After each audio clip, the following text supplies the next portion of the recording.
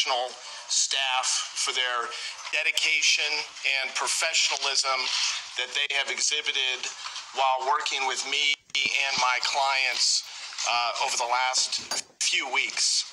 The city of Chicago and Cook County are very fortunate to have Kim Foxx and her professional staff at the helm of this criminal prosecution, and I am highly confident, extremely confident, that at the end of this journey, R. Kelly will be convicted on multiple counts. Ms. Foxx, from the very first moment that I approached her in connection with the information that we had uncovered, has been nothing but dedicated and professional. She gave me her personal assurance the first time that I met her in person earlier this month that she was going to see to it that a fair and thorough investigation was conducted by her office, that they were going to be diligent and beyond thorough as it related to getting to the bottom of this evidence and potentially bringing criminal charges against R. Kelly. This has not been a rush to judgment by any stretch of the imagination. They have been very thorough, as I said earlier, dedicated, and methodical in their investigation. I presently represent 6 clients, 2 victims, 2 parents, as well as 2 whistleblowers who can both be described as knowing R. Kelly and being within his inner circle for the better part of 25 years. My office was originally retained in April of last year by a concerned parent. We began a thorough investigation. We traveled to the United States very quietly so as to ensure that no complaints could later be made that we were pursuing this for any other reason other than justice. Again, we began in April of last year. Earlier this month, we uncovered and recovered a videotape of over 40 minutes in length. We promptly brought it to the attention of Ms. Foxx and others in her office. This tape leaves no question as to whether R. Kelly is guilty of multiple sexual illegal acts against a 14-year-old girl. The tape was shot in the late 90s, approximately 1999. It depicts 2 separate scenes shot on 2 separate days within Mr. Kelly's residence at the time. The audio on the tape is clearly, you can clearly listen to it. It is clear. The video is far superior than the video that was used in connection with the 2008 trial. It is an entirely different video. Repeatedly on the video, both the victim and Mr. Kelly refer to the victim's age as being 14. That occurs in excess of 10 separate times on the video. Both the victim and Mr. Kelly can be heard referencing her age. It is also clear from other things that are depicted on the video that this was in no way role-playing during some sexual act. It is clear that this young lady was 14 years of age during the time the video was shot. Mr. Kelly, throughout the video, stops what he's doing, stops his acts of sexual assault, and he proceeds to move the video camera and adjust the camera angle, zooming in, changing the direction of the shot, and things of that nature. So there's no question that he knew exactly what he was doing. At one time, or at one point in time on the video, in the first scene, it is clear that Mr. Kelly is having the victim watch another piece of pornography, which appears to be him with yet another young girl on a big screen television in the background.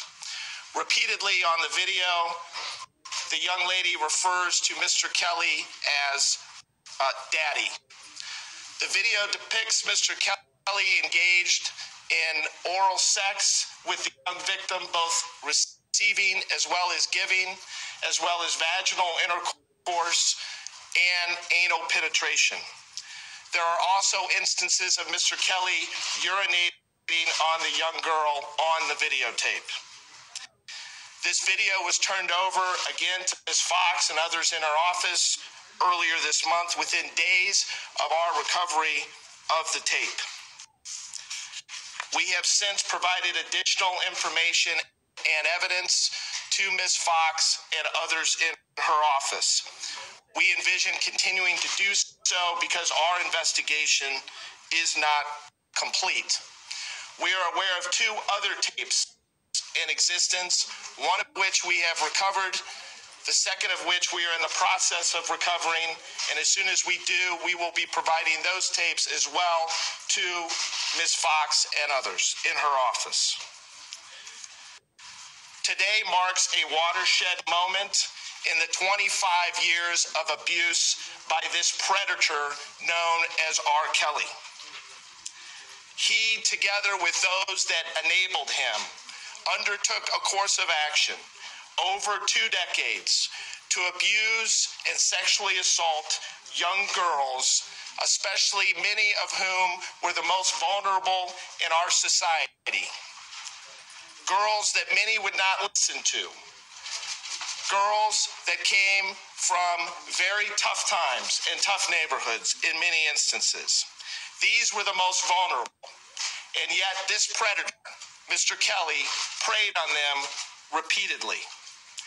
I want to send a message to the enablers of Mr. Kelly, to the agents and the managers and the attorneys and the others who stood idly by and looked the other way and turned a blind eye while teenage girls were sexually assaulted for over 2 decades. I will not rest until each of you is brought to justice. We will uncover evidence relating to your participation in these crimes. Mr. Kelly did not do this alone. He did so with the assistance of all of these folks. And it was all, let's be clear, in the interest of money. These people, these agents, these attorneys, and these managers, they looked the other way while these young girls were taken advantage of instead of doing the right thing because they didn't want to kill the golden goose. They didn't want to interfere with their own individual paydays. And as far as I'm concerned, they are just as guilty as the predator, R. Kelly. It is disgusting. And every parent in America should be disgusted not only by the conduct of Mr. Kelly, but by those that turned a blind eye, that looked the other way while this occurred for over 2 decades. As a father of 2 teenage girls, 14 and 16, I am especially outraged and disgusted by this conduct and the amount of time that it has taken to bring this predator to justice. I stand here before you as a father and as a man that believes in the rule of law and that of justice with a sense of satisfaction, temporary satisfaction today as a result of these very serious charges. But our job is not done. We are going to continue to represent our clients. We are going to continue to do what we've done for over 10 months, all in the pursuit of justice and what is right. I am highly confident that Mr. Kelly will be convicted. I am confident that he will be convicted in other jurisdictions as well, and he will rightfully die in a prison somewhere, whether it be in Illinois or elsewhere in America. He should never walk free another day in his life as a result of the over 2 decades of abuse that he dished out and participated in time and time again. I'll now take questions. Mr. Avenatti, can you explain just 2 things? Number 1, do you represent the young lady that is depicted on the videotape, because Gloria Allred has indicated that she is is representing that person? And number two, how many of these other ancillary figures do you believe have enough culpability that they should be charged? Here's what I'll say. I know for a fact that Ms. Allred does not represent the victim depicted on the tape that we provided. There's no question she does not represent that victim. I don't know why she would claim that or suggest it. Never received a call from Ms. Allred in connection with this case. She never inquired as to whether it was her client. That came out of left field. I have no idea where that came from. I'm not prepared to state whether we are representing that particular victim on that videotape or not at this point. And there's a reason for that I think will become clear in the coming days as it relates to these enablers. I think that ultimately that number will be in excess of 10 individuals over 2 decades that assisted Mr. Kelly in his sexual assaults, transporting minors, and covering this entire process up. Are you representing any of the 4 alleged victims in the grand jury indictment? Yes, I am representing at least one individual identified in the grand jury indictment, and I am not going to identify that individual because obviously they were a minor at the time. All your clients in this jurisdiction or another jurisdiction? I'm sorry? All your clients in this jurisdiction or another jurisdiction? Multiple jurisdictions around the country. Yes, sir. Can you explain to us, you talked about obstruction of justice. Can you give us some sense of what that is and what you have uncovered? In connection with the 2008 trial, there is no question that Mr. Kelly and many of those around him engaged in obstruction of justice through threats and intimidation of witnesses, secreting certain witnesses outside the jurisdiction, outside the reach of prosecutors here in Chicago, engaging in the payment to various witnesses in order to shape their testimony, as well as the payment of monies designed to procure evidence so that it can subsequently be destroyed and kept out of the hands of prosecutors here in Chicago. This trial was rigged in 2008. Make no mistake about it. And that is how they were able to procure the acquittal of Mr. Kelly in 2008. And I am highly confident that this time around, the result will not be the same. So I know you don't want to identify the victim you're representing in the grand jury. They were identified by initials. Can you at least tell us which of those initials so we know which case you were? Yeah, I'm not going to do that at this time because I don't think it's appropriate, but I think at an appropriate time I will. Are you aware of the grand jury has seen the that video? you're representing, you referred also to enablers.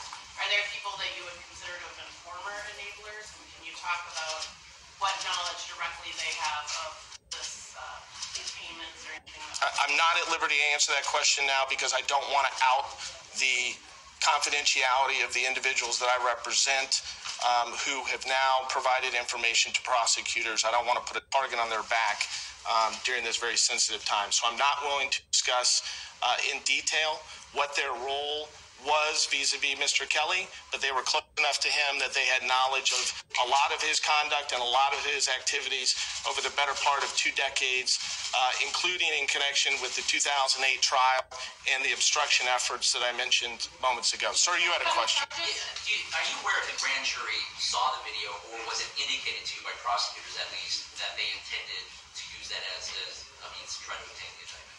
I have certain knowledge as it relates to the grand jury, but I'm not going to discuss what that knowledge is or what the grand jury saw or did not see because those proceedings are secret by design, by law here in Illinois, and it would not be appropriate for me to comment on what the grand jury had at their disposal in connection with their charging decision. Are the incidents depicted on the videotape linked to any of the charges in the indictment? Yes. Michael, Can you describe the trial is rigged is quite a statement. Are you casting aspersions against Judge Vincent Cohen or the prosecutors, the state's attorney at that time? No, I'm not casting aspersions as it relates to the sitting judge or prosecutors in that case, most certainly not the prosecutors or the sitting judge, or even Mr. Kelly's defense counsel that handled the trial directly in that case. What I am saying unequivocally is that Mr. Kelly and many around him engaged in each of the acts that I identified earlier as it relates to rigging that trial and the outcome. When you undertake...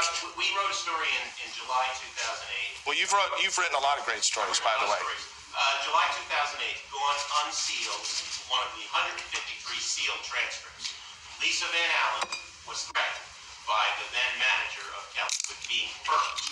Is that what you're talking about? Well, that's one act, but that was a... Are you representing Van Allen? No, I'm not presently representing Van Allen, but what I'm telling you is that was not a single incident of that type of conduct. There was all kinds of shenanigans that went on, obstruction of justice acts in connection with the 2008 trial. That would be one of many.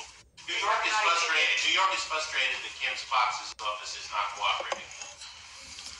New York. 3 federal agencies in New York, 2 jurisdictions, Eastern, Southern, a sitting grand jury, and they're not getting cooperation from Chicago. Chicago screwed this up the first time. Why shouldn't it be federal? Well, I'm highly confident that, well, first of all, I think the fix was in the first time, so I don't think prosecutors got a fair swing at the pitch, if you will, number one. And number two, I'm highly confident that nothing's going to be screwed up this time. And if I had any doubts about that, then I would not have turned the evidence over to Ms. Fox and her staff. I would have turned it over to others.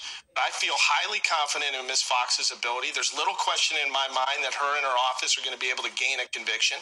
As it relates to the cooperation level, from what I've witnessed, there has been cooperation with Ms. Fox, although I haven't been privy to many of those communications. But it's not unusual for state prosecutors and federal prosecutors to sometimes butt heads as it relates to who's going to take the lead in connection with a investigation. So I'm confident that any federal prosecutor that deems it necessary, they too will have their chance to charge Mr. Kelly. And it's one of the reasons why I don't believe that he'll ever walk free, because I think he will be brought up on other charges in the future, whether they be related to the Mann Act or other conduct that Mr. Kelly and his enablers engaged in. Mr. Avenatti, would you explain what these enablers... About whether or not this videotape that you handed over to the state's attorney, was that part of your accusations about obstruction of justice? Is this tape kept from prosecutors back during 2008? Mr. Kelly and others close to him took specific steps and acts to keep this tape out of the hands of prosecutors in connection with the 2008 trial, because they realized how critically important it was to Mr. Kelly's ability to gain an acquittal in connection with that case. So the answer would be yes. Sir? You speak of the enablers, and you made it sound like they were instrumental in procuring these young women. Would you explain what you mean by that, and exactly what did they enable? Well, here's what I'll say. You don't carry out over 2 decades of sexual abuse targeting girls under the age of 18 and travel with them around the country and put them up, whether it be in your residence or hotel rooms or elsewhere, provide for them in certain circumstances, keep them from speaking with other people and the like without help. So there's no question that people very close to R. Kelly participated in this conduct and enabled it, all in the interest of money, because they did not want to interfere with their payday, and they recognized that if he was charged and convicted, their payday would end. And that is the predominant reason why they engaged in this conduct. And I think ultimately many of them are going to be forced to account for their role in all of this over the last 25 years. Can you describe what was in the other 2 videos, and if the victims in today's indictment are pictured in those videos? Yeah, I'm not prepared to describe what is depicted in the other or shown in the other 2 videos at this time. But can you say if today's victims in the indictment are in those videos? One of them is. Because there is a video here that we're talking about, what other charges do you think that R. Kelly could be facing as your investigation continues today? There's the 10 counts of sexual abuse. Could he, down the road, could they be adding more charges against him? I think they may certainly add additional charges. You could say as a superseding indictment or something similar to that. I think, frankly, the charging decision today was very well thought out and was conservative, and it was very smartly done by Kim Fox. I think this is the tip of the iceberg. I think you're likely to see additional state charges as well as federal charges. And I think that may even be more true once Mr. Kelly is actually arrested and taken into custody and others begin to come forward. What, if any, role do you think the surviving R. Kelly docuseries has played in this kind of Well, there's no question that the docuseries brought a spotlight to this and has encouraged victims to come forward, and I think that's a very positive thing. I think it has also encouraged prosecutors from around the country to take a closer look at Mr. Kelly and his conduct, as well as that of the enablers. We were involved in this case back in April. I only found out about the docuseries many months after we were already underway, so it had no impact on what we did, but I thought it was nicely done. How the clients that retained you back in April, how did they come to you? How was that approach as far as wanting to get you involved? They called me on the phone the same way a lot of clients usually contact me, either by email or by phone. They'd seen my work in connection with other cases. They'd reached out to us. We decided to get involved. We also did so on a pro bono basis. I want to make that clear. And the reason why we did that is because of how important this is and what a miscarriage of justice this has been for so long. And we believed, again, that because of the victims in this case are so vulnerable and had gone on for so long, that we would devote a significant amount of time and resources to this effort. And as I stand here today, I'm certainly happy that we did. Was it one of the victims or a parent that reached out to you? I'm sorry, go ahead. Was it one of the victims or was it a parent who reached out to you? It was a victim initially. The whistleblowers that you're representing, have they, at any point up to now, or are they currently facing criminal charges? Yeah, I'm not going to answer that. I'm not at liberty to. Ms. Fox did not take questions. My phone is ringing every 5 minutes from those parents in Florida and Georgia. Their daughters may or may not be in Trump Tower. We've had one crummy police well-being check on January 11th in which Mr. Kelly said, turn on your body cams. If we are to believe 25 years of stories using the word brainwashing, those girls may be in trouble right now. Do you know, since Ms. Fox wouldn't take questions, what's being done to see if those girls are okay? I presently, That's what the parents are. I presently represent two of the parents of one of the young ladies that is believed to be with Mr. Kelly. I have addressed this issue with Ms. Fox. I am more than satisfied with the explanation that I've received from her. I believe that they have taken adequate steps and precautions to ensure those girls' safety in this interim time period. And I'm satisfied by the response that I got from her. Then why am I hearing from the parents who are like a tizzy right now? Well, I don't know which parents you're talking about or what they're. I'm talking about Angelo and Alice Flaherty and Tim and John Savage. Again, I'm satisfied with the response that I've received from Ms. Fox, although I can't guarantee the welfare of those young ladies.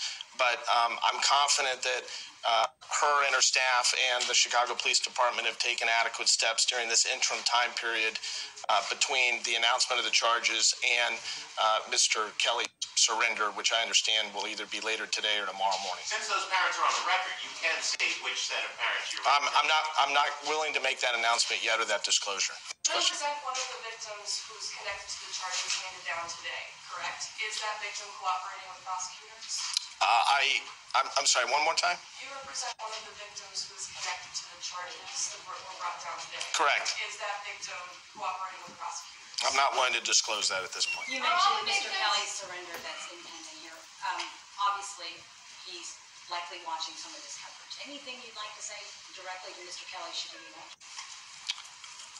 It is high time that you face justice for the conduct that you have engaged in for the better part of over 2 decades, and don't count on ever getting out of prison. Are all the victims female?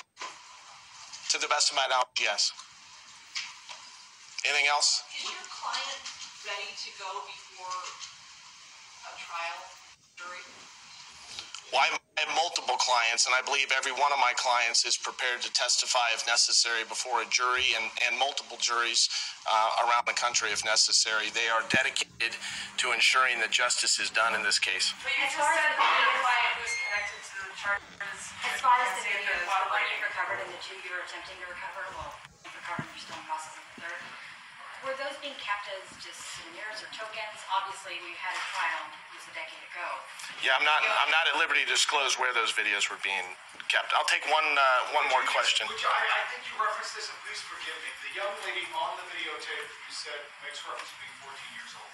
Was she one of the three victims that were, or the four victims that were referred to in today's indictment? Yes. That'll be my last question. Thank you. Thank you.